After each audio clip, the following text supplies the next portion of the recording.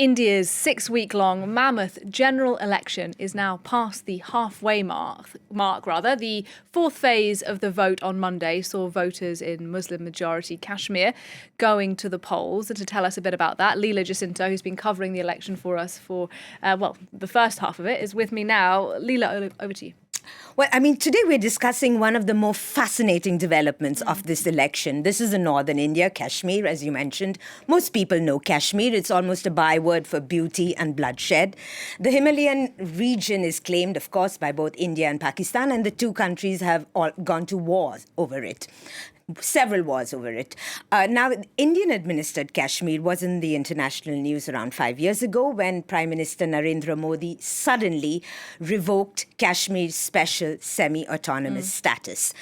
This was a controversial move. It was done under a heavy security clampdown.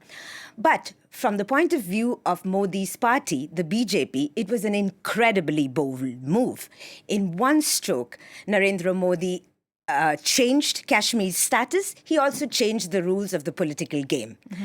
And he staked a lot of political capital on this because he has since maintained that this decision has brought peace and prosperity to Kashmir.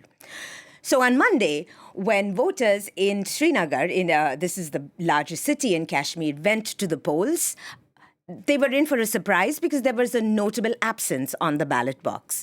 The Hindu nationalist BJP did not nominate a single candidate for Kashmir's 3 seats in the national parliament. So why is the BJP skipping Kashmir? And we have someone with us who is particularly well placed to answer this. Dr. Radha Kumar is an analyst and author of several books on Kashmir. In 2010, she was one of 3 government appointed interlocutors on a special Jammu and Kashmir panel. Dr. Kumar, welcome. Thank you. Let me start off by asking you the question that I just posed. Why is the BJP skipping Kashmir in these elections? I think that they know very well that they would not win. Some of their candidates could even lose their deposits. Irrespective of what Kashmiris feel about their own populations.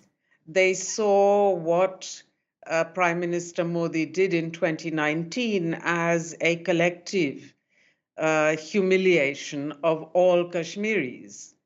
I think the second point that is quite interesting, I'm sorry, I may be jumping the gun, Leela, but I think it's very interesting to see that you have, for Kashmir, a really large turnout in these elections. Yes, that was actually my question to you, because as we know, Kashmir is no stranger to election boycotts and voter apathy. What would you attribute that to? I think that actually the Kashmiris of the valley have come to the conclusion that whatever they might feel about their own political representatives, they need to have elected political representatives. And by far and away, Kashmiri political representatives are preferable to people who have not lived in the valley or who do not represent the valley's interest. And they feel, I think, that the regional political parties are the ones that are best placed to represent their interests as against the national political parties. Right. So what would you say are the stakes for Kashmir of these elections? The BJP, when asked why weren't they fielding any candidate, says it's only 3 seats. What are the stakes of this election for Kashmir? I think it's the first. What Kashmiris will really be looking for are the assembly elections. As you are aware, the Supreme Court ordered that the Legislative Assembly elections would have to be held before the end of September. So this round, which is of seats for the National Parliament, is in a way the beginning for them. It's the first round. The real round for them will be when the Legislative Assembly elections come. But nevertheless, they believe that they want to make their point. and elect their own regional leaders to the national parliament.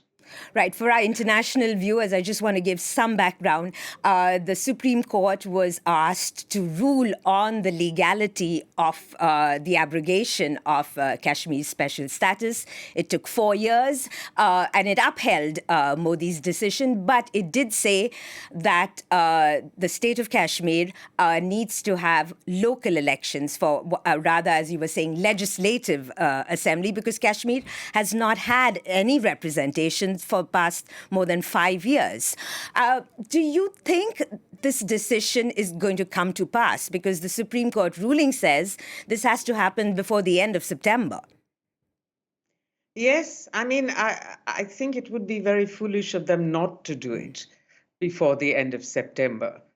Most people think that it'll probably be sometime in September, barring, of course, if some unexpected, dramatic and awful event happens, whether a natural disaster or a terrorist attack. In that case, we can't, be sure that the elections would be held before the end of September. But I think that for the BJP to any other circumstances refuse or delay the holding of those elections, I think that would be looked at extremely gravely by the court. And I think in public opinion, too, there would be some degree of shock at the defying of a Supreme Court order. Right. Rather, we've been talking about very domestic issues, but when we're talking about Kashmir, this is a disputed region, and I just want to ask you: do the outcomes of this election have any bearing on the regional game here? We're talking about Pakistan and China, or is this just a very internal domestic issue? I don't know whether the outcome of the Kashmir election would have a special bearing on India, Pakistan, for example, or India, China. But I do believe that the general election, which is ongoing right now, as a whole, will certainly have a bearing.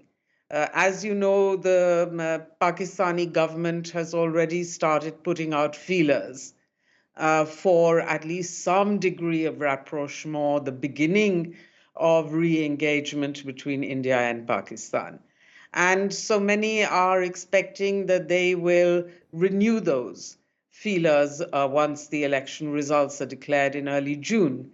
Now, if that happens, the question is, if Prime Minister Modi wins a third term, will he then see an avenue of some kind of international support in renewing, in responding to the Pakistani feelers? He might. One should not rule it out.